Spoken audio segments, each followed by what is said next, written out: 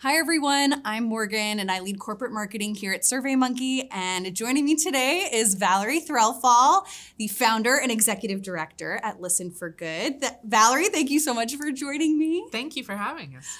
First, tell us about Listen4Good. Yeah, Listen4Good is a nonprofit organization that was started about 10 years ago. And our mission is really to bring kind of customer experience principles and practices to the nonprofit sector.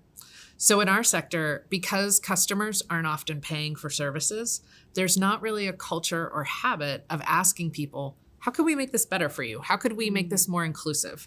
And so what we do is support nonprofits of all types and stripes to help them build quality feedback practices.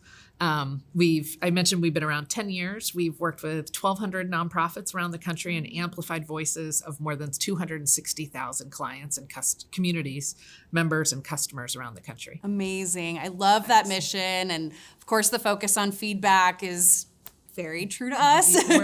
Our chat today is all about harnessing curiosity to close that CX gap. And so earlier today, we heard that curiosity is under threat, which to me is so at odds with the practice of CX and challenging what you know and your assumptions and asking customers for their real honest feedback. So my question to you, Valerie, is from your experience, tell us about how you've seen asking questions have real impact. Yeah, we see it all the time. So, in our sector, and I think this extends across, there's a lot of data collected about clients. Did they go through the training? Did they learn that new skill? And there's also a lot of data about outputs. So how much food was distributed, were jobs created? But there's not this practice of asking people, could we ask questions that would actually help us even strengthen our outcomes and strengthen our impact? And what we really have found is when you can do so, you can really transform how you're providing the service to individuals. Just to give one story, we worked with an organization in New Jersey, and they work with young adults, helping people get more jobs that are more kind of putting them on a better career ladder, leading to their future. And one of the things that they were really thinking about, they were getting ready to scale, and they were like, things are going great, but there are a group of people who don't retain in the program. And what about those 10 to 20% of people who don't we don't have as much retention? And they came up with all these hypotheses about why are these people not staying in program? And then they said, well, maybe, what if we're wrong? Like, I remember the CEO being like, but what if we're wrong? And so they were like, we should ask. And so they went and they asked the clients and the individuals, why are you dropping out? What could we do? Is there something we could do that would keep you in program? And what they learned was so simple but so profound that the individuals said, you have a stipend schedule that I only get stipends when I hit certain milestones or complete units. And that feels, if I'm not feeling confident that I'm going to complete that unit, that feels like uncertain income to me. And so I would rather go work for 2 weeks at McDonald's and make some certain income. And they said, well, what if we changed the way that we provided stipends? And everyone's like, oh no, we'd stay in program and no problem. And within weeks, the retention in this program completely skyrocketed and really set the organization up to scale and grow what they did and expand to more sites. So that to me is just an example of if they hadn't asked, they wouldn't know.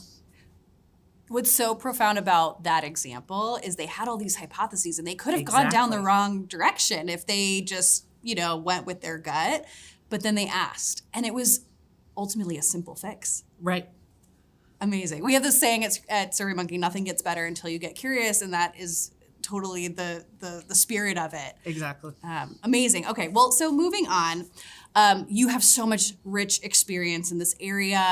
The people who are listening in are trying to set up these feedback programs themselves. And so before this next question, I will just let you guys know we do have a poll that we're going to be posting.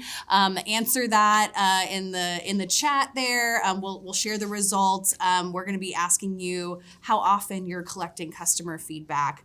But so for you, Valerie, what I'd love to understand is, based on all of your experience working with tons of different organizations, what is your advice for someone who is trying to set up a feedback program from scratch? Yeah.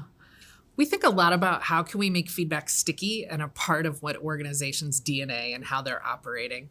And when we think about what it takes to do that well, I think a lot, you're trying to take something that's pretty technical and turn it into kind of an ongoing way of being, which is really a change management process.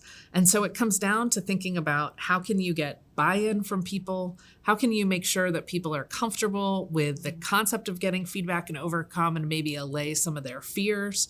Because I think people can be scared about getting feedback. And so our greatest advice is a couple things. One is to start small.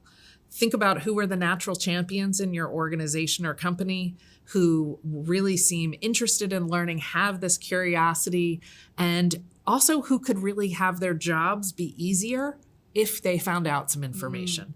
So really identifying those people. So start small, do an experiment, and really use that to kind of showcase the power of feedback. And what we have found is if you can illustrate the power of feedback for somebody, it's so much easier to spread it across your organization. Another practice that we also really talk about is making sure that you do something with the data. So our greatest fear is when data just sits on a shelf and nobody is using it for action and making sure that they're actually making different decisions. So if you're going to start and ask feedback, we say to folks, get started, but make sure you're actually going to do something with this.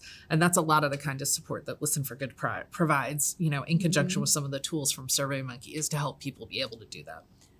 Yeah, I love the start small mentality, but the piece that I would hit on there is the proving the value early. Yes. Getting those stakeholders who are actually going to use the data, make decisions, take action, even related to your story earlier. I mean, I think that's the momentum that you need to then move it forward in your organization. So that's great advice.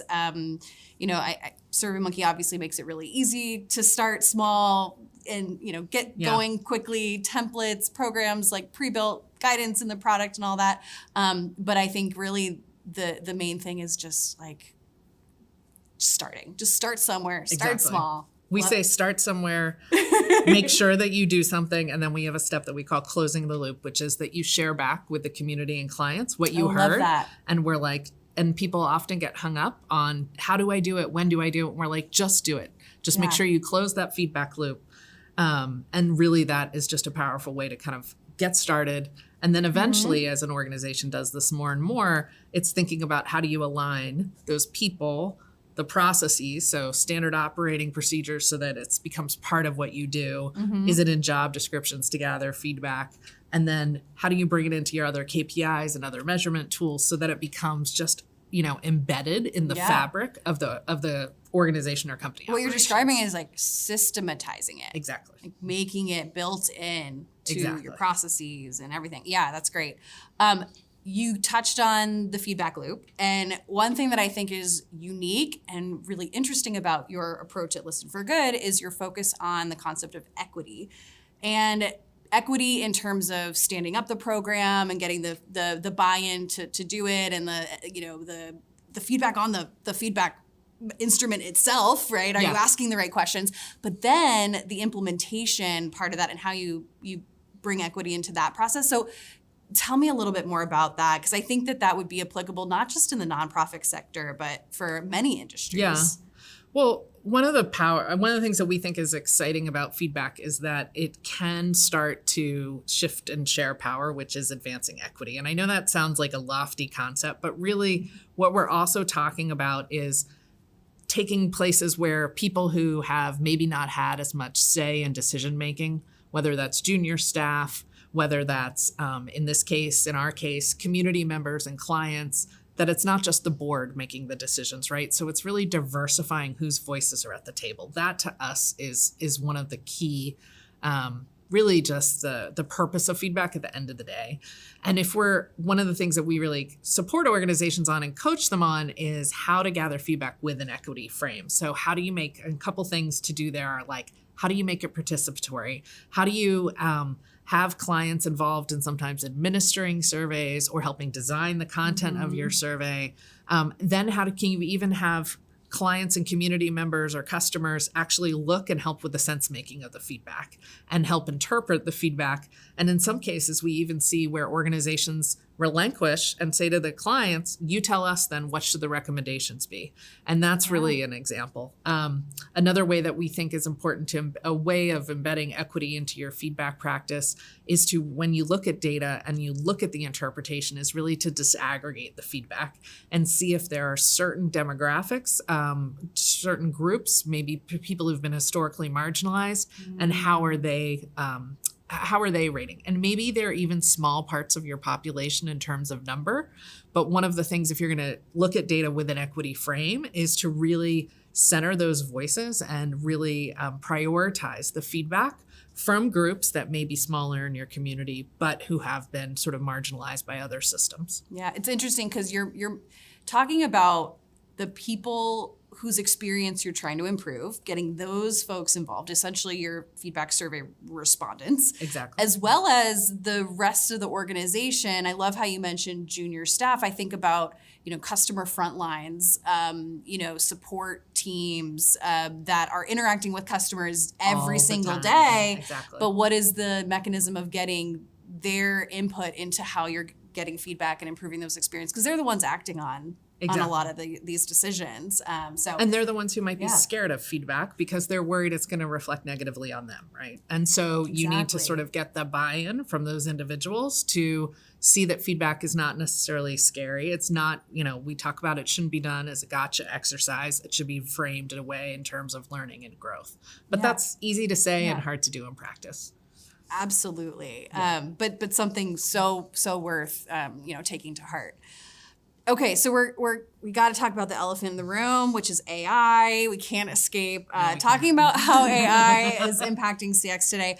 We are going to post another poll, so tell us what you're most excited about and how AI is going to improve the way that you work and gather feedback. So Valerie, from where you sit, where is AI changing or maybe not changing how we approach CX and customer feedback? Yeah, I think, we have a lot of people come to us sometimes and say, oh my God, it's going to eliminate the need for the supports and helping organizations. And I think that's a little overly simplified of the power of what AI is going to do. And I think it has a lot of power. I think what's most exciting is that there really is the opportunity through a variety of different tools to really speed up the mechanics of feedback.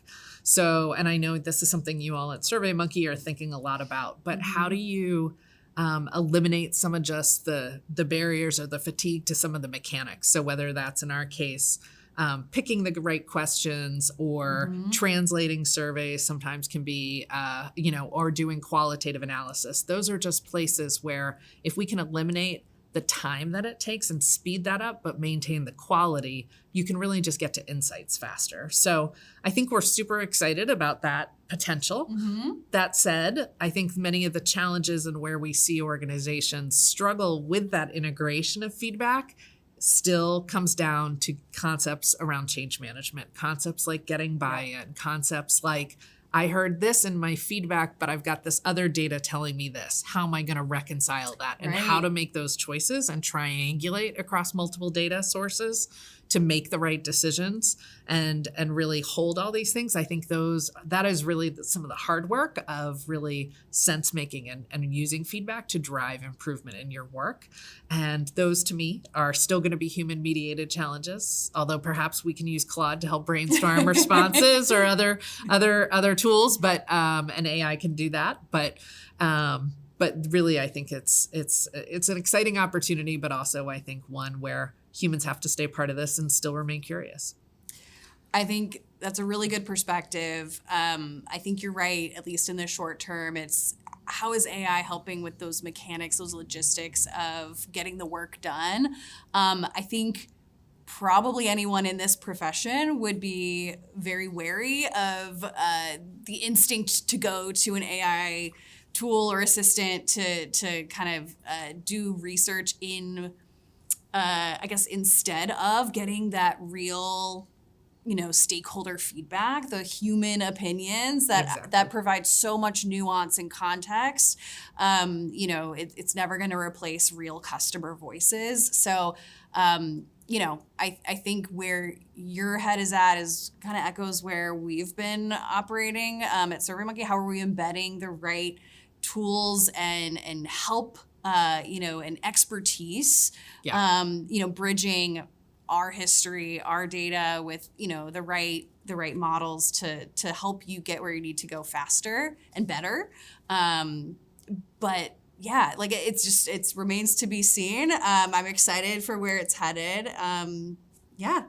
All right. So that was a wonderful, discussion here. Is there anything else that you would want to share with our audience about, setting up feedback or any other tips, tricks that you may have? I think the cliche, but just to get started, as you were saying, to just do it, just kind of give a, start to really embed it, start to really, or pilot it in your work. Mm-hmm. And I think doing feedback well is an art and a science. And so leverage the tools and expertise where you can to make sure that you're asking questions in a way that is going to elicit the most candid and actionable feedback for you. But I think to continue to probe and ask questions. And as you know, you just don't know if you don't ask. So yeah. Nothing gets better until you get curious. That's right. Well, Valerie, thank you so much for joining us today. And if there are any nonprofits out there in our audience and you want to inquire about working with Listen4Good, you can find them at listen4good.org. Thanks so much for having me. I appreciate it. All right. Well, so get ready. The next sessions today are going to be our workshops. You can find those and pick the one you want to attend by clicking on the agenda at the top of your screen. And have a great rest of your event.